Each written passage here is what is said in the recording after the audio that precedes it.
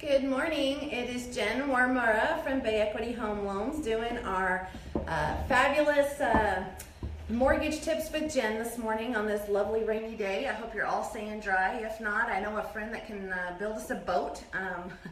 It has been a torrential downpour of rain lately, so I hope you're all staying dry.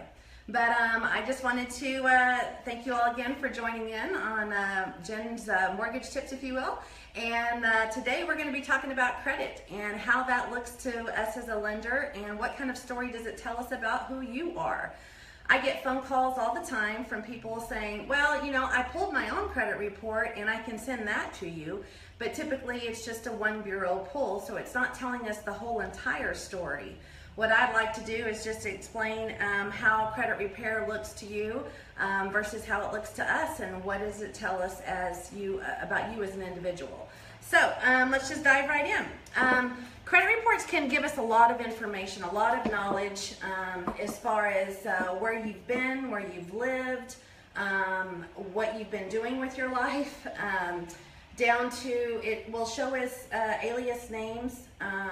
It's not just about your FICO score, it's about a whole lot more. It talks about your aliases that show up when you've pulled credit under other names. So that could lead us to ask questions: were you married before? Have you, is that your maiden name?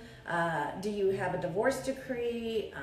Maybe there are certain situations where you didn't get married, but there was a child that was involved, and so now there could be child support payments, alimony payments, and different things like that. So just by seeing a different name appear on the credit report can actually show a little bit more information about what we may need to see in regards to qualifying you for a loan. That could be extra debt that comes in that we have to account for. So alias names, sometimes you think, I've had it 100 times. There was one lady that we helped, and she had been married 15 years ago, been married to her current husband for about 14 years, and they couldn't find the divorce decree. She's like, I've been with my current husband for how long, and why do you even care? And come to find out, it was a good thing we pulled it, because on her divorce decree, it showed that there were other properties that, even though were not on her credit, it showed up that she was responsible for. So it actually added more debt to her. So it's very, very, very important that you understand how much information you need to give us. So different names can trigger questions. Addresses, there's always the deal on there, a section about addresses. So if you pull credit and you lived at one address, and then a few years later you pull credit for something else and another address appears, or in some cases you are a college student, you lived with mom and dad, so you had your mail going to one place, but you had your bank statements going to their house because you didn't want to put it in a P.O. box and stuff like that.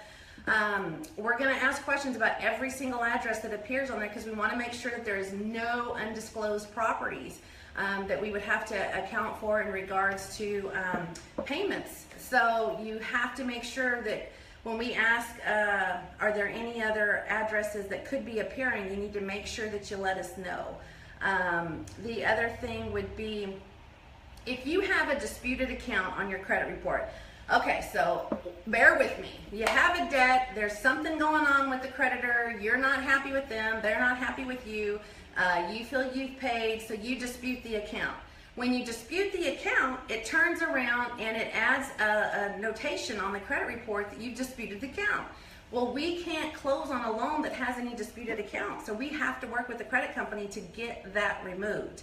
So make sure that when you are getting ready to purchase or refinance that you don't have any disputed accounts on your credit report, because that's going to be something that could hold you up, and we don't want that. So give me a call. I can help you out in regards to how to get that removed and how to work with you on that. But disputed accounts are not good. If you have judgments and tax liens and different things that are appearing on there from the IRS, from the state, what have you, we're going to need to show that they're released, or show proof that you have installment plans put in place, and depending on the loan program, we may even have you pay it off completely. So keep that in mind as well. Also, when you have timeshares. There are timeshares that are out there that don't show up on the credit report, but they are on there. I know this is kind of boring stuff for you guys, but we do have to know exactly what's going on with the timeshares, because we're going to have to include those in your debt as well. And sometimes they don't always appear in your credit report, but the address could show up. Authorized users and co-signers and stuff like that. Always make sure that you understand who is involved with those, so that we can account for those. Sometimes, not all times, but sometimes we can actually show proof that somebody else is making the payment for X amount of months, and then we can actually subtract that from your debt. So that could be a good thing that could help you qualify as well. So also, the Social Security numbers. Sometimes your Social Security number will report different numbers, and we can't really explain why that is or what causes that. Sometimes it's a mispull, maybe a typo, etc., etc. So we have to know exactly letters of explanations about that, and we have to show proof that we've got your correct Social Security number.